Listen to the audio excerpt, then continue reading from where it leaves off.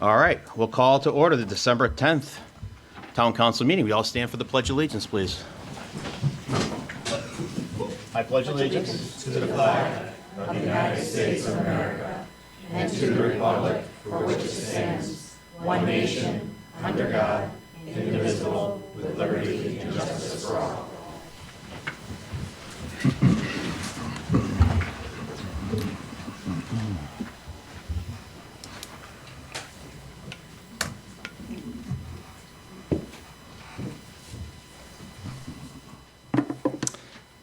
Okay, I'm here to do the proclamation for the volleyball team. And I think everybody understands the important role that athletics plays in our community as a rallying point for us all and something to aspire to be. What's great about this team is that they are back-to-back champions. So I think we all have something to be very proud of. And so with that, I will get to the proclamation. Whereas in 2024, the Farmington High School girls volleyball team had another phenomenal season, finishing the regular season with a 19-1 record and a 25-2 overall record, leading them to the magnificent come-from-behind victory to win back-to-back Class L state championships. And whereas, under the leadership and guidance of head coach Laura Arena, assistant coaches Juliet Gibbons, Brittany Upchurch, Emily Engelhart, and athletic director Matthew Martorelli, the FGVB competed in the state finals against Bristol Central High School in a magnificent come-from-behind 5-set match that earned them their second state championship since 2023 with a 3-2 win. And Jamie Zadrozny was named Class L State Championship Tournament MVP. And whereas FGVB had an amazing season full of success and excitement, with each student athlete brought incredible value to the program. Highlights of this outstanding season included Emily Sousa, Jamie Zadrozny, and Lucy Scudder earning CCC All-Conference honors, Jamie Zadrozny and Lucy Scudder being named Class L All-State players and participants in the Senior All-Star Game, and head coach Laura Arena being inducted into the CT Volleyball Hall of Fame. Whereas the FGVB, in their fourth set of the Class L State Championship game, the team trailed Bristol Central 23-14 and ultimately came back to win the fourth set 27-25 before winning the fifth set 15-4 to clinch the reverse sweep 5-set match with a 3-2 final score. And whereas the Farmington Town Council recognizes the Town of Farmington girls volleyball team senior members, we're going to skip last names here. Captain Lucy, Captain Emily, Captain Jamie, Aylin, Natia, Kira, junior members, Vienna, Alice, Evelyn, Lauren, lost it. Susanna, Delaney, Tanisha, Sydney, Kira, sophomore member, Nadia, and freshman member Kaylee for their endless commitment to the hard work and perseverance which has paid off in the most extraordinary way. Now, therefore, be it resolved that the Farmington Town Council, in recognition of the accomplishment for the Farmington High School girls volleyball team, hereby proclaims December 11th, 2024, Farmington High School Girls Volleyball Team Day, dated this, the 10th of December, 2024, Farmington, Connecticut, Joe Capodefaro, Chair. Woo!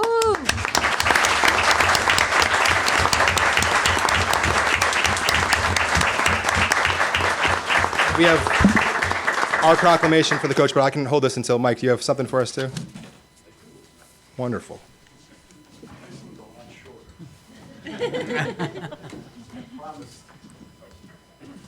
I promised you, Mr. Chair, this would be a lot shorter. So congratulations to the girls volleyball team. So from the state of Connecticut General Assembly official citation introduced by Representative D'Amico, Representative Cooley, Senator Slapp, and Senator Lopes. Be it hereby known to all that the Connecticut General Assembly offers its sincerest congratulations to the Farmington High School girls volleyball team in recognition of winning the Class L state championship for the second consecutive year. The skill, preparation, teamwork, and gritty determination you displayed in achieving this goal has served as an inspiration to us all. Along with your families, coaches, and supporters, you can be proud of this remarkable accomplishment. The entire membership extends its very best wishes on this memorable occasion and expresses the hope for continued success.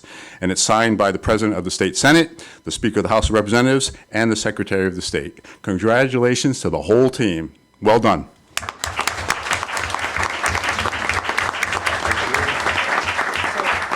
We'd like to invite everybody up to the dais to do a quick picture with us, and we'll give you your proclamations. Mr. D'Amico. Cool. Yeah.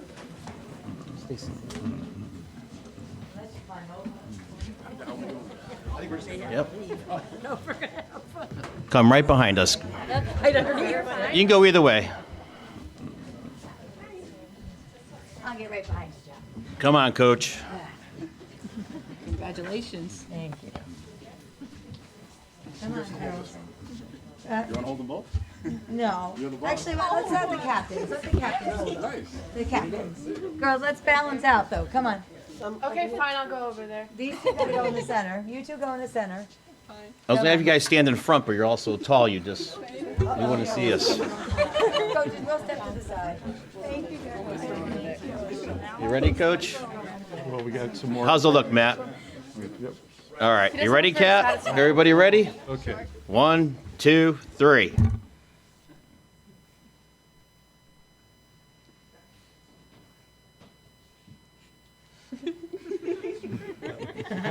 He's a professional photographer. We have. Please not the Instagram. The angle's right. Excellent.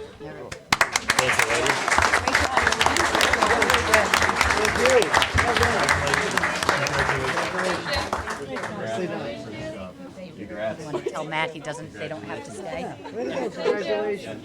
Matt, they're certainly free to leave if they'd like. Sit right over there. I'll talk to you. No, it's a study, but it's not, it wouldn't be as good for them. It was just one. One thing with 11 homes. Matt, do you want to tell the story about? So before you move on to the next bit of business, I just very much wanted to thank the town council for taking the time to recognize the hard work that my girls have done and the success that they have achieved on the court. One thing I did want to share is we had 38 out of 39 girls make all academic, which is really pretty amazing. So I just wanted, that's in the whole program, not just the varsity girls. But I wanted to thank the town council, but the town in general, because we had an escort and so much support from the town that it really means the world to me as the head coach, to my assistants, and I know my girls thoroughly enjoyed it. Obviously, going back to back made it extra special, and my juniors are pretty determined to do their best to make it a three-peat, but this has been really special, and really, really we appreciate the opportunity to be here, and for the girls especially to be recognized. So thank you very much. Thank you, Coach.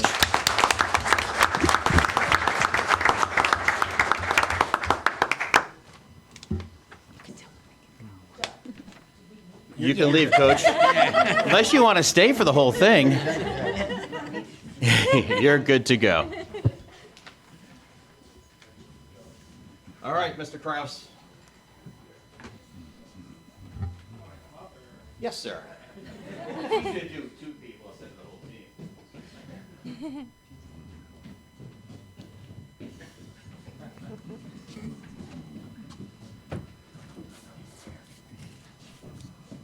How are you guys?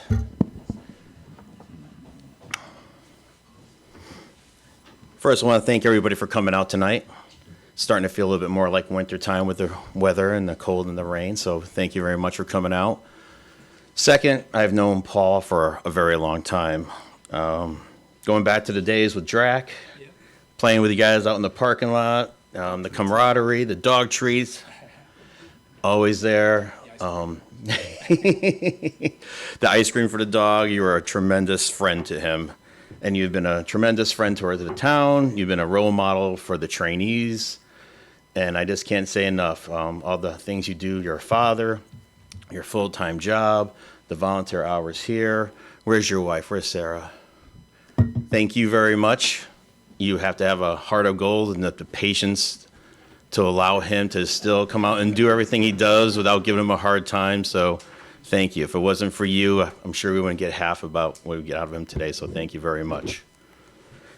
So whereas Paul Kraus has served the town of Farmington as a volunteer firefighter for over 19 years at Tungus Hose Fire Company, joining in June 2005. And whereas Paul, during his 19 years with Tungus Hose Fire Company, number one, has exhibited remarkable dedication and commitment by taking on several leadership positions, including the role of deputy chief in charge of training over the last 6 years. And whereas Paul's contributions to Tungus Hose are significant, having been named top responder multiple times and recognized with meritorious service awards for life-saving CPR interventions. And whereas when not volunteering his time as a firefighter in Farmington, Paul serves as a full-time firefighter EMT at Electric Boat in Groton and continues his noble commitment to the nation's armed forces as chairman of the Veterans Memorial Committee in the town of Farmington. And thank you for your service, Paul.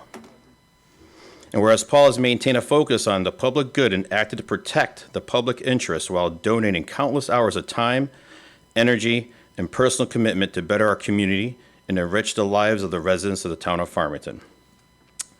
Now, therefore, the town council hereby commends Paul Kraus for his excellent work on behalf of the community, and we congratulate him on his 2024 Firefighter of the Year. The Farmington Town Council hereby proclaims December 10th as Paul Kraus Day, which his mother told everybody this morning, in Farmington, Connecticut. Dated today, December 10th, by myself, Joe Capitafaro.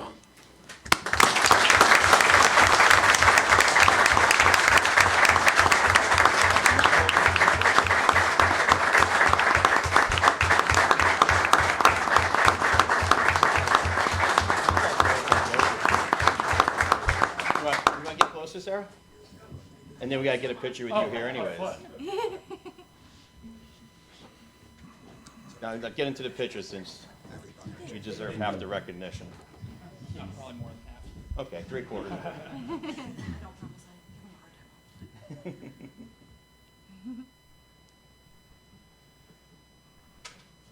And Representative D'Amico.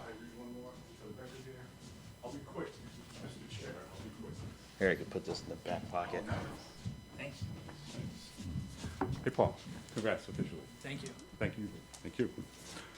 So, from the state of Connecticut, General Assembly official citation introduced by Representative D'Amico, Representative Cooley, Senator Slapp, Senator Lopes.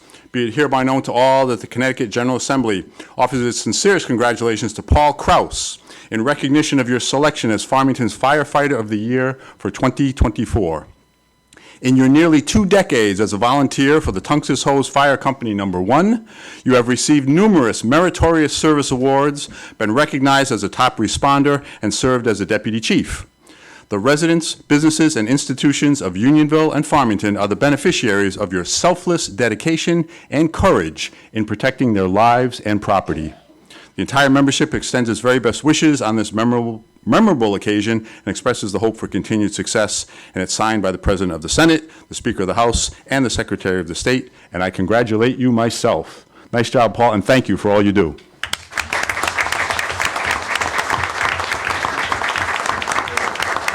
One more to go.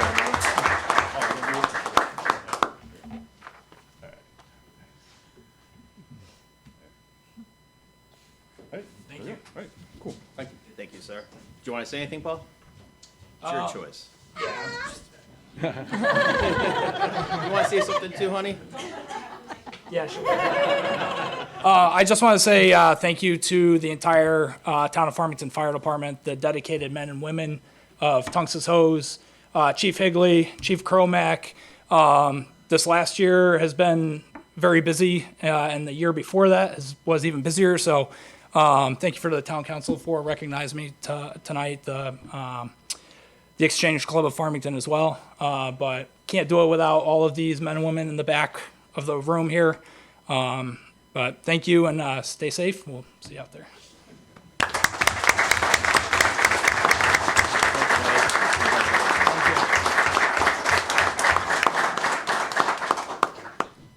And before we move on to Larry, again, to all of our volunteers, thank you guys very much, and women. We really appreciate all your hard work for always answering the call to protect our community. So thank you, and you guys also deserve a round of applause. And Brian. You're up next. Brian.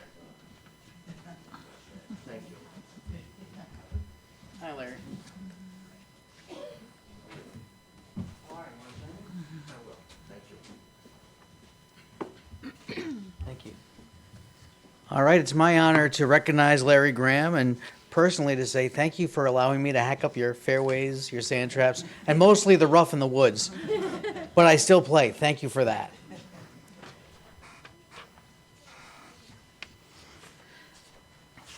Whereas Larry Graham has served the town of Farmington as the golf professional at Westwoods Golf Course for 19 years.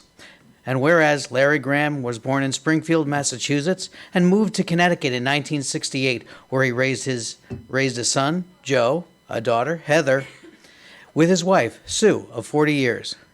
And whereas Larry Graham has also extended family in the valley area, including his son-in-law, David, and whereas Larry Graham has become a Class A head golf professional in 1983, and whereas Larry Graham has provided quality service to the members, leagues, and patrons of the golf course, and whereas Larry Graham has dedicated 19 years to the town of Farmington and has built numerous friendships and relationships with the public on behalf of the golf course, and whereas Larry Graham has provided 19 summers of quality golf camp for youths of all ages, including specialty camps for beginners and advanced golfers, and whereas Larry Graham was always the first at the course, rain or shine. And whereas Larry Graham was a supportive member who encouraged all his younger employees to grow and flourish into remarkable adults. And whereas Larry Graham will be remembered for his extraordinary career, welcoming demeanor, and generous heart, as well as his sense of humor and bad jokes. And whereas Larry Graham focused on the public good and acted to protect the public interest of the course and enrich the lives of the residents of the town of Farmington. Now, therefore, the Farmington Town Council hereby commends Larry Graham for his 19 years of service to the town of Farmington and hereby thank him for his innumerable and immeasurable contributions and unwavering dedication to the town of Farmington and its residents. Dated at Farmington, Connecticut, this 10th day of December 2024, signed by Joe Capodefaro. Congratulations and thank you, Larry.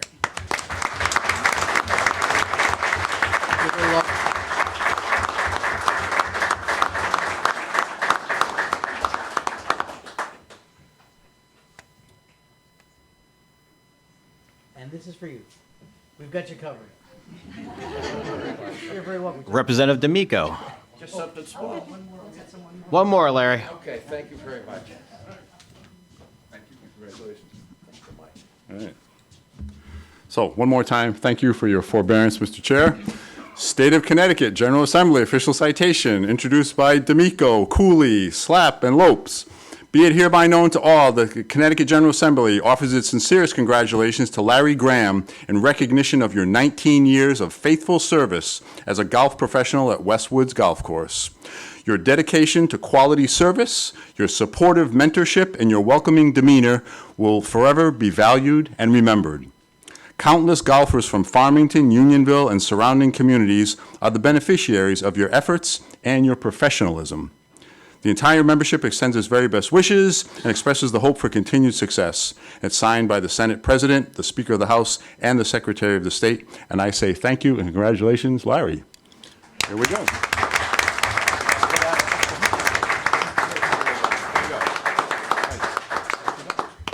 Thank you. Thank you, sir. Larry, do you want to say something? Yeah, if I could just have a second. That's it. Thank you. I promise not to come out with any inappropriate jokes, which I'm famous for, but thank you for trusting me with your golf course. It was a great experience. I wish you all could have it. Nancy, thank you very much for being a great boss. Thank you for letting me run it.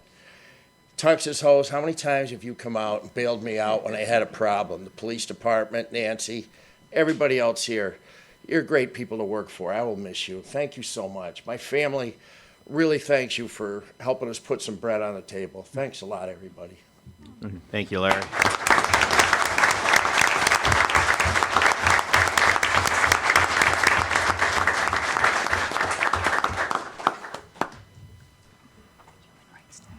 Human Rights Day.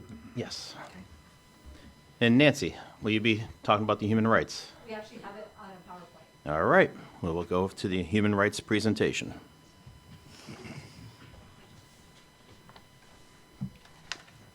On behalf of Farmington Human Relations Commission, we are proud to declare December 10th International Human Rights Day. On December 10th, 1948, the United Nations General Assembly adopted the Universal Declaration of Human Rights, marking the first World Human Rights Day. The Declaration includes 30 articles detailing the fundamental human rights that are universally protected. This year, the theme for Human Rights Day is freedom, equality, and justice for all. On December 16th, at our next Human Relations meeting, we will be voting on a recipient of our yearly award. The recommendation is being brought forward revolves around the early voting and all the work that went into it, including all the time devoted to the process down to the students at Upper Westwoods Elementary School in creating the I Voted sticker. The idea of giving every member of society an equal voice in an election aligns with this year's topic, freedom, equality, and justice. In celebration of Human Rights Day, we have set some community goals to provide education, events focused on human rights, advocacy, and awareness. In January, the Human Relations Commission will be goal setting, and we will use the framework of the Universal Declaration of Human Rights as our guide.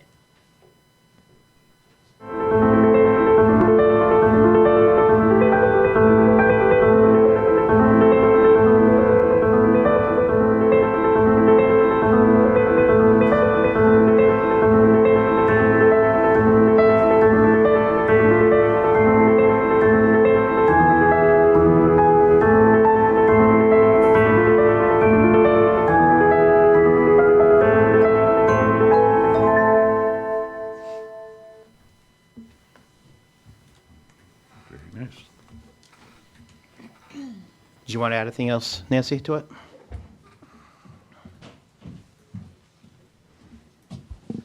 So every December on the 10th is Human Rights Day, and we always try to also honor somebody in the community who embodies the spirit of human rights. And typically we end up meeting before the council meeting of the 10th and being able to honor our recipient.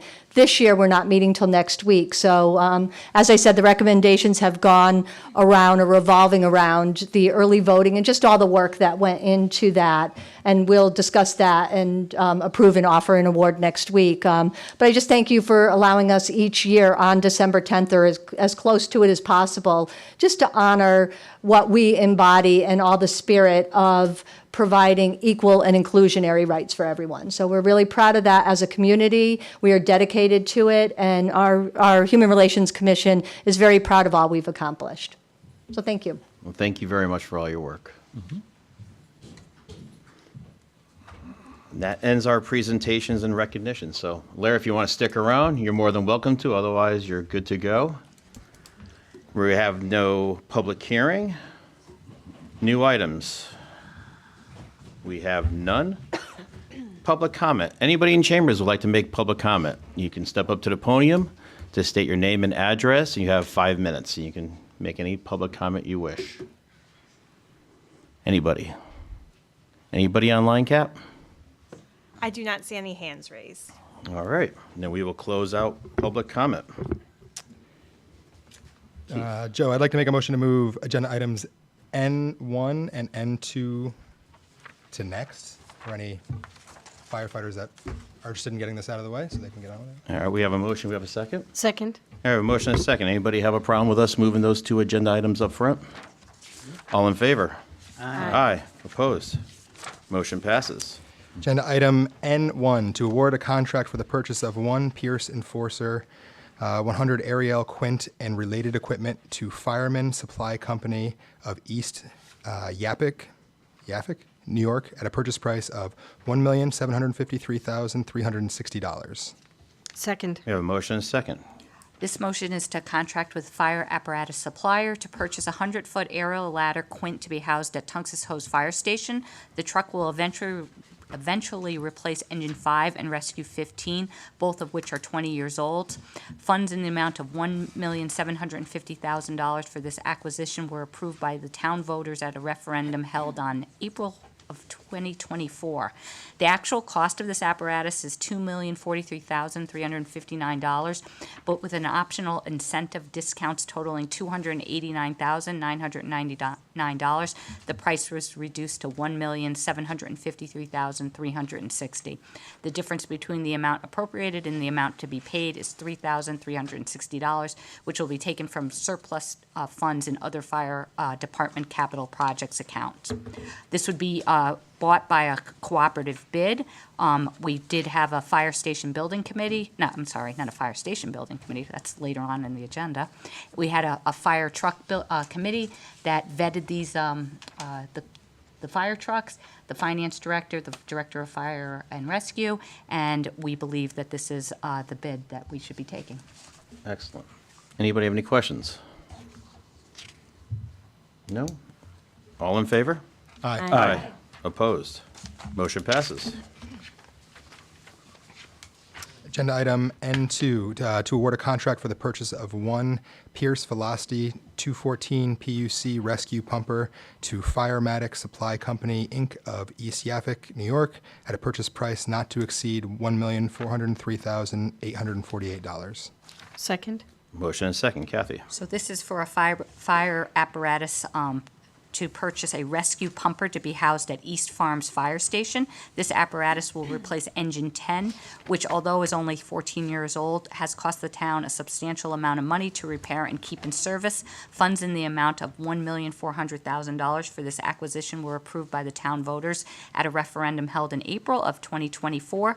The actual cost of this apparatus was $1,423,546, but with the incentive discounts totaling $19,698, the price was reduced to $1,403,848. The difference between the amount appropriated and the amount to be paid is $3,848, and it will be taken from surplus funds in other fire department capital projects. Again, this would be a cooperative bid. East Farms also had a fire truck committee that vetted the specs and worked with the director of fire and rescue and the finance director, and we are recommending the award of this bid. Excellent. Any questions? The only question I have, is there an end date for delivery that's established already as far as the purchase order, or is that or a more open-ended type of arrangement? I think, correct me if I'm wrong, but they're saying 48 months, right? 4 years. 4 years. Yeah, we had some, maybe it'd be a little bit quicker, but that's what's on the Okay, contract. got it. Okay, thank you. Well, any other questions? All in favor? Aye. Aye. Opposed? Motion passes.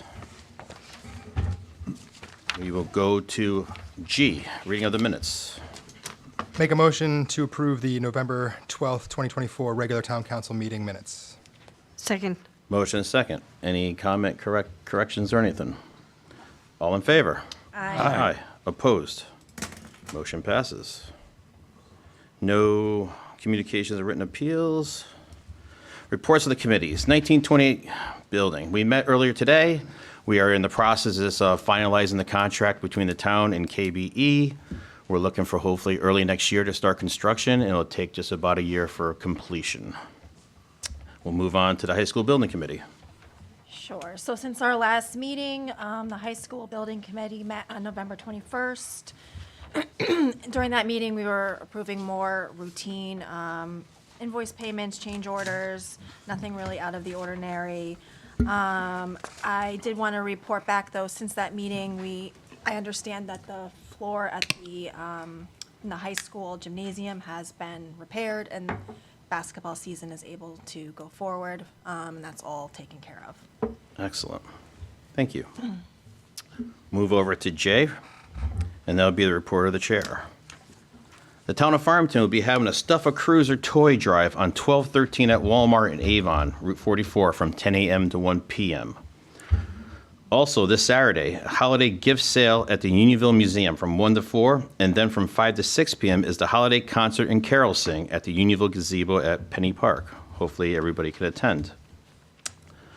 Sunday would be the winter holiday breakfast from 8 a.m. to 10 a.m. It's $15 per family. Hot breakfast, seasonal crafts, multicultural holiday photo ops, face painting. Reservations are required. So if you're interested, please call 860-675-2390. The town will also be holding a holiday food drive on Saturday, the 21st, from 9 a.m. to 1 p.m. And they'll be at both Stop and Shop and Highland Park Market. And I believe our fire departments will be there also. So thank you guys for helping out with this. Town offices will be closed Wednesday, 12/25, and the Wednesday after that, 1/1. For residents who have trash recycling collection, you will be picked up on Thursday instead of Wednesday. So everybody will just be bumped out a day. And please, during the holiday time, please support your local businesses. And that's the end of my report. We'll go to Board of Education. Thanks, Joe. So Board of Ed met last night. One of the items they discussed was the status of the specialty bus contract and recognition of the service problems that existed in September. It's my understanding that these issues have been resolved, and the service has been excellent since October. But in light of the service problems, Specialties agreed to provide the Board of Ed with a credit of $7,000 off of their September invoices. And this is based off of a good faith discussion between the two parties, because to go through and itemize everything would be very labor intensive and probably require more time than the ultimate result was. They also made 2 appointments to central office. Eric Martin was appointed the Director of Curriculum and Instruction, replacing Veronica Ruchek, who's taking over Kim Wynn's position as Assistant Superintendent. And Dan Zitoun, who was the Interim Assistant Superintendent of Finance and Operations, was appointed as the Assistant Superintendent of Finance and Operations. They did start to begin to look at budget issues. They are continuing to notice higher than expected expenditures with respect to special education accounts. And they also went through federal funding reviews, given some uncertainty about where the federal funding is going to be in the next year, and evaluated it, in approximately 1.5% of the Board of Ed's budget does come from federal funds, and 1.6% comes from the state. They set graduation as June 10th, 2024. Unlike prior years, it's been set in December instead of in April. So if there are snow days between now and then, while the seniors will still graduate on June 10th, K through 11 will have to stay in school for the full 180 days. The next meeting is January 13th, where they will that will begin their true budget discussions. Thank you. Conservation and the wetlands. Conservation and Inland Wetlands met last week. The Batterson Park hearing that was supposed to happen on December 4th has been moved to January at the request of the applicant to give them more time. And there are several applications pending for various projects, maintenance, culverts, irrigation systems that have been presented to Inland Wetlands. The next meeting is January 8th. Thank you very much. EDC. The business breakfast sponsored by Ion Bank was very successful. There were over 120 registrations. The speaker was well received and the survey responses were very favorable. The next EDC breakfast will be in the spring of 2025. The Hillstead Museum has been hosting a film crew for the past 8 weeks for a new TV series with several celebrities. It has also resulted in increased dollars for local businesses. Actors and actresses, along with production crews, have been staying at the Farmington Inn, eating at local restaurants, renting cars, tents, props, and so on. Cafe Pesto has opened. Base Camp, Daily Grind, and Bruno's all celebrated a 1-year anniversary. There are 2 new Russell Speeder car washes in town. And Stadium 15, Connected Approach has been opened in the former Companions and Homemakers headquarters. The next meeting of the EDC is tomorrow night, And the Hillstead was probably the best kept secret in Farmington. right? They've been there for a couple months, I've heard. Yeah. And TPC, please. TPC met last night. A noteworthy item is they accepted the application for a special permit for improvements to Batterson Park, including new driveway and parking area, park support buildings, boardwalk, and picnic areas located at 95 Batterson Park Road. So there's going to be a public hearing on January 13th to kind of do a little background on this. The state, through the city of Hartford, is kind of managing this project as a lead. They have had, a year ago, they had a number of public presentations. Those presentations made a recommendation to the General Assembly. They bonded the money, and now they're beginning to do the planning and do the execution of the plan, which the first part will be a public hearing on January 13th, which if there are any residents that want to see what's going to be there or what's proposed and want to make some kind of comment in whatever way you want, favorable or unfavorable, January 13th would be something you want to put on your calendar to be present for that presentation and make your voices heard. There was also some amendments that needed to be taken place with the zoning regulations to, again, align themselves with some new programs that the General Assembly adopted with repurposing convalescent homes in nursing homes, vacant ones. So that was also something that was executed in the affirmative last night. Thank you. And the 13th meeting is going to be here? Is that for? Yes, that'll be here. Thank you. We'll move over to Kay, the report of the town manager. You have the written report in front of you.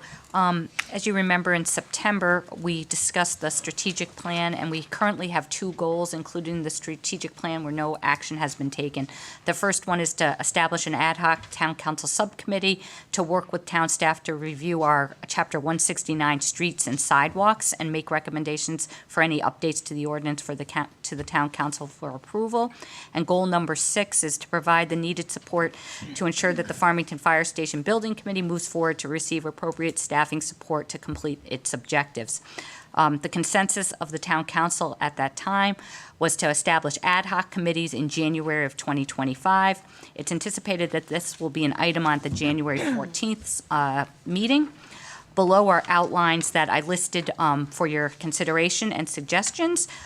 Basically, with the sidewalk ad hoc committee, I have written, why do we need the committee? And this would to assist the town council in determining if there should be an ordinance change on who bears the cost for sidewalks, the process for new sidewalks, and the process for repairs of the existing sidewalks.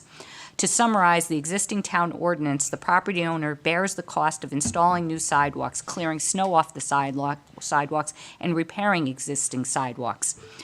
As many of you know, in recent years, we've received a lot of requests for new sidewalks and requests to repair private sidewalks. It is my opinion that most residents understand that the need to clear the snow off their sidewalks in front of their house, but they do not know that they are responsible for the cost of installing and/or any repairs.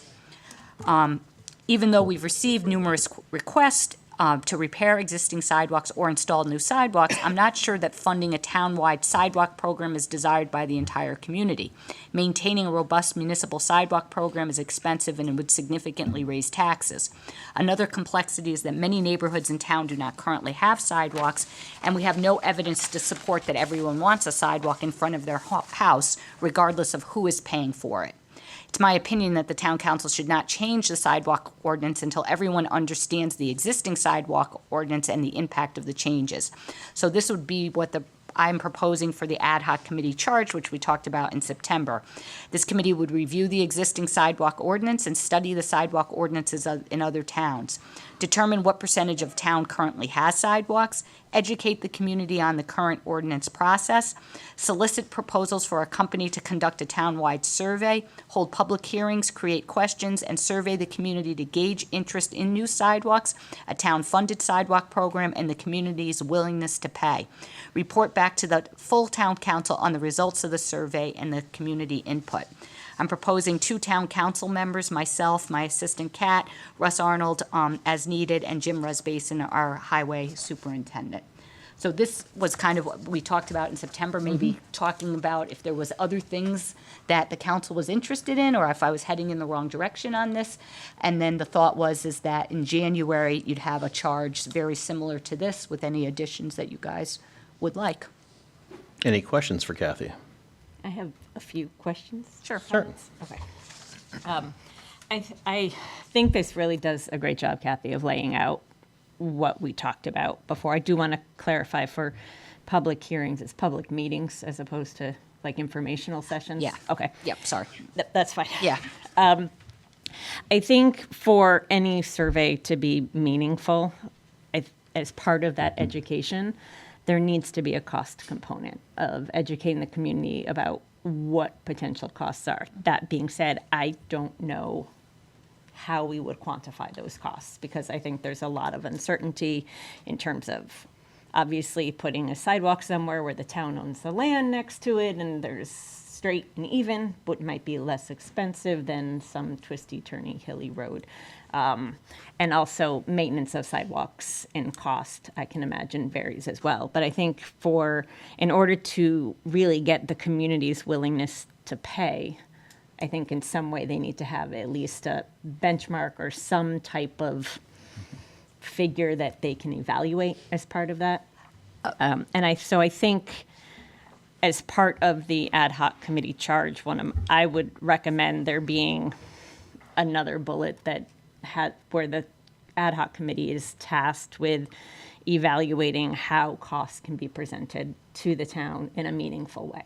And one of the things, Patty, and maybe Kat can help me, if I remember, one of the things about when we did the high school, when we surveyed people with the high school, the survey companies do have a way. I think you're absolutely right. We have to try to quantify some kind of cost. But if I remember, Kat, didn't they talk about when they surveyed, it was like, it would cost, were you willing to pay up to, or, Yeah, we also tried to do that in the 1928 survey that we sent out, because knowing we had, it was a question like, what would you pay up to this amount? What would you pay up to this, knowing we had the potential for ARPA reimbursement? So we tried to, without knowing exact numbers, we did try to factor some like range of impact.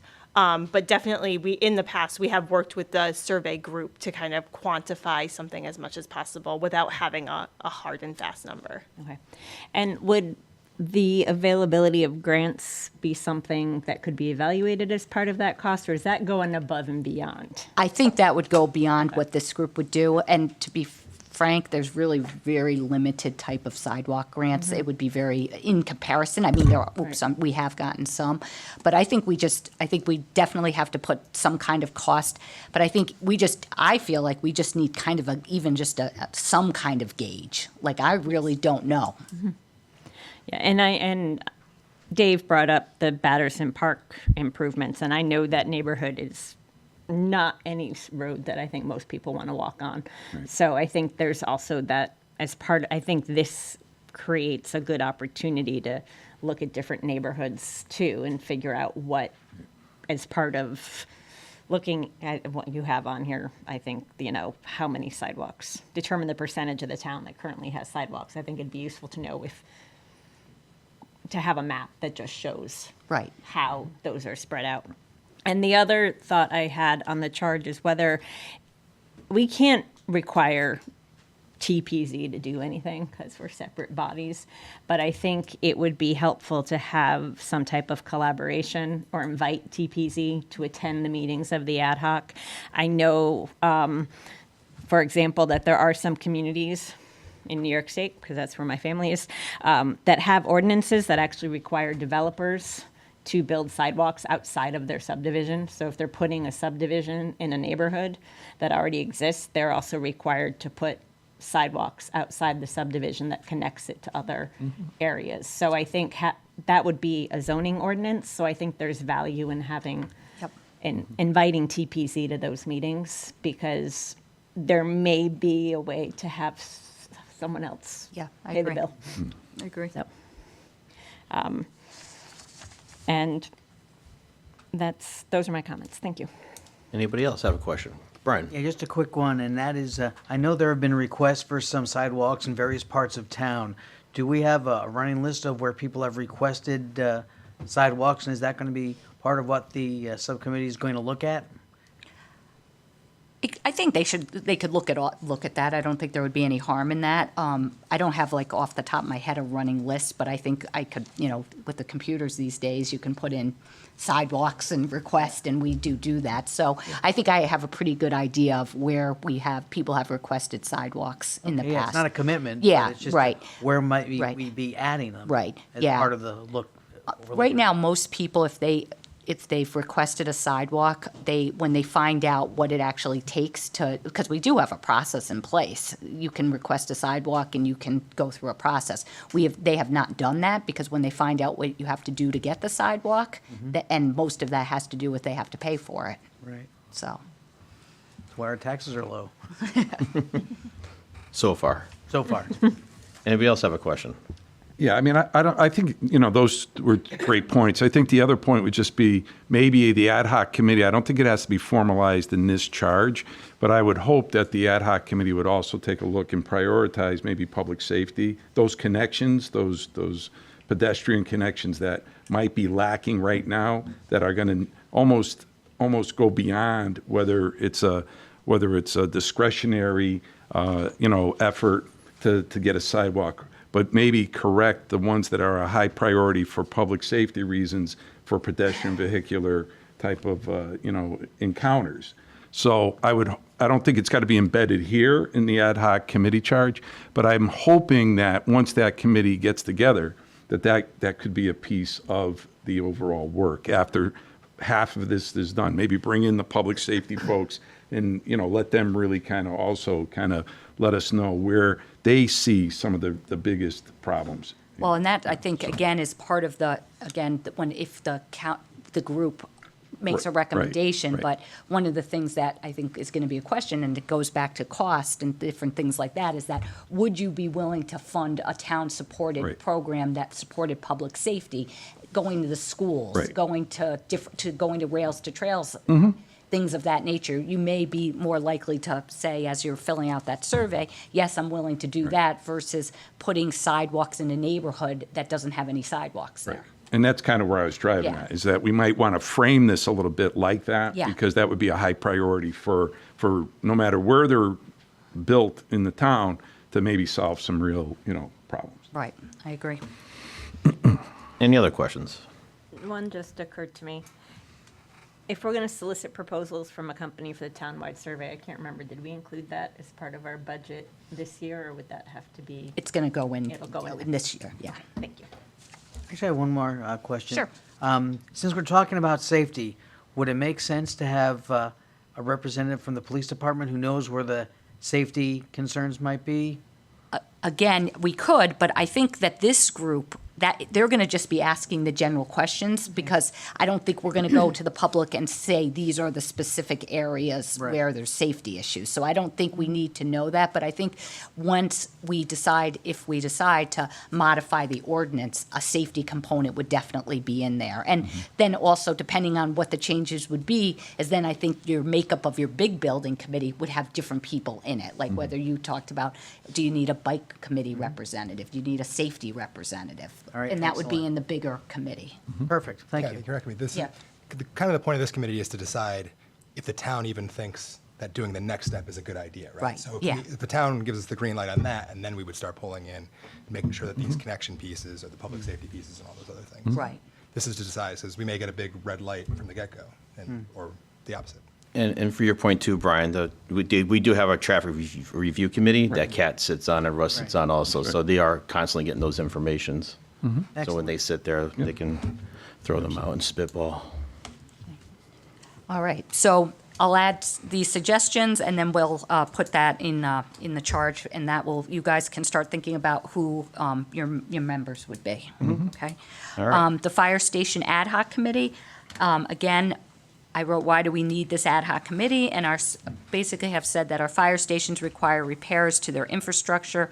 We've done a lot of homework on the condition of our fire stations, commissioned numerous studies of our facilities and operations, and we have received preliminary, which are now outdated pricing.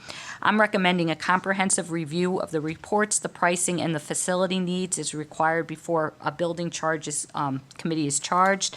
The proposed ad hoc committee charge would be to review the reports, the facilities, and the cost of each station, meet with the fire chiefs to understand their needs and specifics of their departments, review of the town of Farmington long-term financial forecast before creating a statement of needs, create a statement of needs, and propose a building committee charge and a budget for the town council consideration. And I have 2 town council members, myself, my assistant, the 3 fire chiefs, the director of fire and rescue services, and Joe, our finance director, as needed. I will say that I think the first ad hoc, even though it is just basically surveying and doing, is a much more complex ad hoc committee. This one I don't think is going to be as complex. We have a lot of the work. I just think that the new council members need to look with the staff and kind of just review everything and come back to the council. So that's my thought right now. I don't know if that will happen, but that's what I'm hopeful for. Any questions on this? I have one. The cost of each fire station, could we also just get an idea of the current costs of operation in terms of where to evaluate cost efficiencies or Yeah. maintenance? Thank you. Yeah. Yeah, we can do that. Yeah, and that's one of the things we've been putting together now for this upcoming budget because we have not, unfortunately, been able to afford some of the maintenance items in the fire stations. Our budgets are skewed because we're spending a lot of money. And again, like even with our fire trucks and things like that. So yes, we'll definitely be able to put that in the charge. Thanks. Anything else? Yeah, I would agree with Kathy. There's been a lot of work. There's been a facility survey. There's been information gathered. We just need to revisit it, get it kind of buttoned up as far as an ad hoc committee so that we can make these recommendations in a timely way so that we can see that we can push this forward and not kind of get it to the next level. And I think that would be the charge of that committee. Anybody else have any questions? Okay. All right. So I'll have those 2 items at the first January meeting. One of the things I was thinking about, and again, we can talk about it more, is that we at this point do not have a second January council meeting scheduled, but we all have it on the books. I was wondering if that would maybe be at the first January meeting, we'll set up the committees, and maybe the second January meeting, instead of having a council meeting, we'll have 2 separate ad hoc committee meetings. And do that, and so that would, because everyone has those dates, and we do that, so it would be efficient use of our time. Great idea. Perfect. All right, the last item is just that we are having a menorah lighting, and that's going to be at the Green, at the Farmington Village Green, on Thursday, December 26th at 5:30 p.m. Celebrate with Festival of Lights with the lighting of the 7-foot LED menorah, festive music, warm drinks, donuts, and a special appearance by the dreidel mascot. Excellent. Hopefully we can see everybody there. And can I get a motion, please? Make a motion to approve the town manager's report. Second. Motion is second. All in favor? Aye. Aye. Opposed? Motion passes. We will move on to L, appointments. So I have L7. I make a motion that Paul Cianci be appointed to the Lower Farmington River and Salmon Brook Wild and Scenic Committee for an indefinite term. Second. I have a motion is second. Any comments or questions? All in favor? Aye. Aye. Opposed? Motion passes. Dave, you have one? Yeah, that Phil Cadario be reappointed to the Water Pollution Control Authority for the balance of the 5-year term beginning immediately and ending September 30th, 2029. I have a second. Second. I have a motion is second. Any questions? All in favor? Aye. Aye. Opposed? Motion passes. And that's L18 if you need that. Correct. Okay, we'll move on to M, old business. Think we're good there? So we'll jump to N3. N3, I make a motion that the following unobligated CIP balance be transferred for the purpose of having sufficient funds for the purchase of a 100-foot aerial quint and pumper engine. Second. Motion is second. Any questions? So we're moving 7,208 from the ladder truck account to the quint truck and the pumper engine, which we talked about when we talked about the fire trucks. Just Yes. As part of the budget discussions, Kathy, can we get a summary of the various capital accounts that have these random smaller amounts of funds left in them? Will do. Anything else? All in favor? Aye. Aye. Opposed? Motion passes. Sorry, just taking a note. N4, to ratify the tentative collective bargaining agreement between the Town of Farmington and the American Federation of State and County Municipal Employees, Local 1689, for the period of July 1st, 2024 through June 30th, 2027. Second. Motion second. Kathy? You have my written note, just to note that this agreement was ratified by the union membership. The tentative agreement is for a 3-year contract term from July 1st, 2024 through June 30th, 2027. Highlights include significant enhancements of contractual language for management, particularly regarding outdated layoff and recall language. There's other language and procedural changes that have no net financial impact but are positive enhancements. There's updates and clarifications to the FMLA language. We created an annual stipend for water pollution control facility employees who obtain a Class 3 operator certification. There's a slight increase to reimbursement for shoes and meal allowances, and a new provision providing uniforms to employees in the dispatch unit. There's health insurance plan design changes with increases and copay increases. Cost shares are flat, and it's a 3% wage increase for the 3 years. Any questions? All in favor? Aye. Opposed? Motion passes. N5, to award a contract for the purchase of portable radios and accessories to J&S Radio Sales of Willimantic, Connecticut, at a total contract price not to exceed $75,000. Second. Motion is second. Kathy? The purpose of this motion is to contract J&S Radio Sales to supply portable radios and accessories to be used by the Farmington Fire Department. This purchase is part of a multi-year plan replacement schedule of all portable and mobile radios in the fire service, and it was included in the capital improvement plan. The estimate value of the contract is $75,000, and that's why it's approved over $50,000. And we did it through the state contract. Excellent. Any questions? All in favor? Aye. Opposed? Motion passes. N6, that Section 55-1 of the town ordinance be waived and that Fay and Wright Excavating, Inc. of Goshen, Connecticut be awarded a contract to crush approximately 16,000 tons of construction rubble at a cost of $6 per ton plus mobilization and setup fees of $8,500. Second. Motion is second. Kathy? Over the past 2 years, the town has accumulated stockpiles of used gravel, asphalt, and concrete from various road reconstruction and sewer replacement projects. Usually, the town contracts with a private company to haul away the stockpiles once they've reached a certain amount. In 2022, staff requested that the town council approve the award of a contract to Fay and Wright to crush the town's stockpile of used material on site. This process worked well for the town because it reduced the amount of stockpile material, reduced the expense of having the material hauled away, and the crushed material provided process for the staff to use instead of having to purchase it. The town once again has a sizable amount of gravel, asphalt, and concrete from the various construction projects. Staff would like to contract with Fay and Wright to come on the site and crush the stockpile similar to what took place in 2022.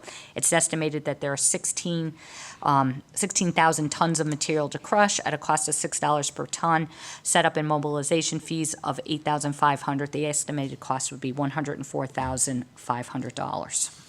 Any questions for Kathy? Yes. Yeah. Go ahead, Brian. I was just curious to know how we use this stuff. Joe, do you know how we use this stuff?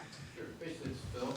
Mm-hmm. So if you do a road project, you need to fill in certain, as you fill in the trench, certain layers are stone, crushed stone, and it goes up to dirt and gravel.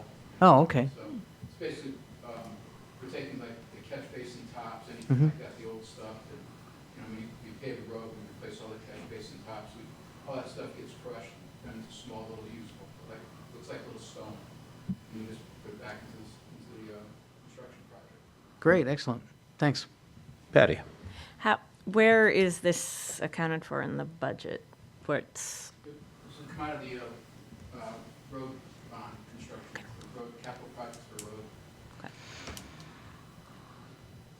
And I'm assuming that if there's any permits needed, they'll be obtained. Thank you. Anybody else? Excellent use to repurpose material. And it saves on the shipping and all the, taking our guys to and from different places. All in favor? Aye. Aye. Opposed? Motion passes. N7, to approve the attached property tax returns. Second. Refunds, sorry. Second. Motion is second. All in favor? Aye. Aye. Opposed? Motion passes. We have no executive session. This is our last meeting of the year, so I want to wish everybody a safe and prosperous end of year, and we'll see you all next year. And on that, we'll call for an adjournment. Make a motion to adjourn the December 10th, 2024 regular town council meeting. Second. Motion is second. All in favor? Aye. Aye. Opposed? Motion passes.